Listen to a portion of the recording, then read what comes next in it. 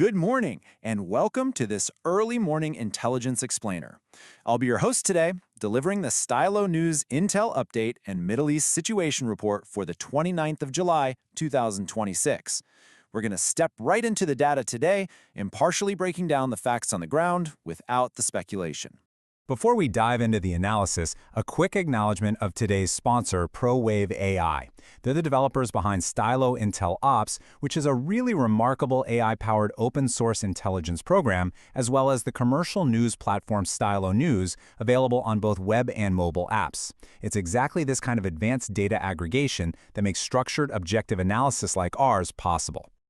All right, our briefing today follows a very strict geographic arc. We'll start with point 1, Gaza, the regional trigger. Then 2, Lebanon, fragile security framework. 3, Iran, calibrated regional escalation. 4, Yemen, Red Sea maritime threat. And finally, point 5, our forecast and next steps. Section 1. Gaza, the regional trigger.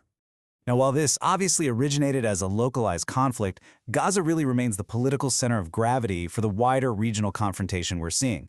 The conflict zones right now are heavily concentrated along critical corridors.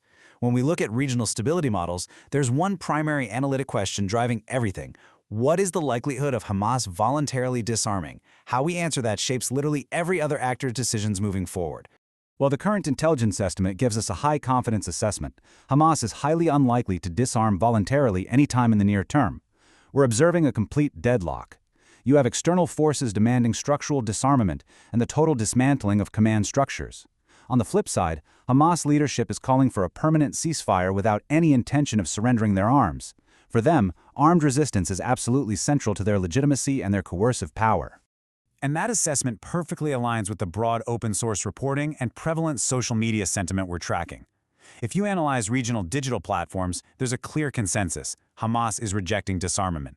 Because these local negotiations are so fundamentally deadlocked, the operational threat picture has definitively expanded way beyond Gaza's borders.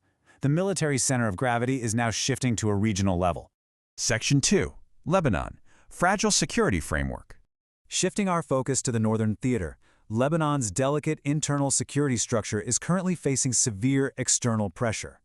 The southern pilot zones you might be familiar with were originally designated for deployment by the Lebanese Armed Forces, or LAF. This was part of a June 2026 security framework aimed at essentially establishing state authority, which was supposed to be linked to prospective Israeli withdrawal arrangements. However, the reality on the ground is highly constrained.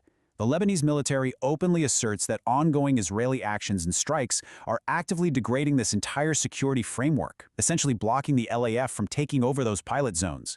And this failure to implement the pilot zones, well, it provides Hezbollah with the exact strategic space it needs to justify its continued armed presence and maintain parallel military power inside the country. The bottom line for Lebanon is this: the internationally recognized government is indeed functioning. It has administrative continuity, and it definitely has diplomatic backing. But structurally, it is incredibly fragile. The state simply lacks a monopoly on the use of force within its own borders. Its actual authority in the south is almost entirely contingent on external military behavior and Israeli acquiescence, rather than its own internal power. Section 3. Iran, calibrated regional escalation. Pulling back to look at the broader regional power dynamics, we're tracking a highly distributed network of incidents between Iran and the Gulf Cooperation Council region.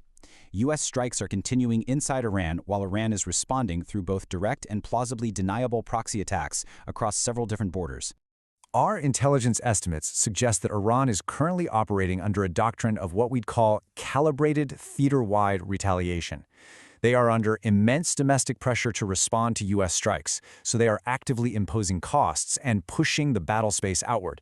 But, and this is crucial, they are very carefully avoiding terminal escalation. They do not want to trigger actions that would force a unified GCC entry into the conflict or spark an all-out decisive war that could actually threaten the regime's survival. Because Iran's strategy relies on this distributed pressure, the threat to surrounding nations is quite high. The impartial data shows elevated risks for Western embassies and strategic GCC infrastructure in places like Bahrain, Kuwait, Qatar, Saudi Arabia, and the UAE. Their priority targets for these limited proxy strikes include U.S. hosting bases, air defense sites, desalination plants, and highly sensitive oil export nodes. The overarching goal here is to raise economic costs and signal deterrence, but without crossing that threshold into mass casualty warfare. Section 4. Yemen, Red Sea Maritime Threat. Our final regional flashpoint brings us down to Yemen, where localized instability has boiled over into an immediate threat to global maritime commerce. If we focus on the Bab al-Mandeb Strait, which is a massive global maritime choke point, the internationally recognized Yemeni government in Aden is currently just incapable of controlling its national security environment or the Red Sea coastline. When you contrast the main actors in Yemen, the disparity in operational reach is undeniable. The fragmented Yemeni government is suffering from chronic structural weakness. On the other hand, the Houthi movement firmly retains the strategic initiative. They are being treated as the de facto authority in most relevant reporting right now, largely because they've unilaterally declared and expanded a naval blockade. And this blockade is specifically targeting international shipping linked to Saudi Arabia, as well as potentially neutral commercial traffic. And this disparity in authority isn't just a local issue. It has immediate global consequences. Industry reports confirm that commercial supertankers are quite literally reversing course in the Red Sea. We're actively tracking massive ship diversions, severe operational delays, and massive spikes in insurance premiums. The economic disruption to crude flows heading toward Asian markets is already a reality. Operators and insurers clearly view this threat as highly credible. The whole maritime security environment is shifting, and it's shifting rapidly. Section 5. Forecast and Next Steps. So, based on the objective source data, here is the anticipated chain of events we're forecasting. Step 1. Expect continued Hamas resistance to disarmament, which will keep that political trigger highly active. Step 2.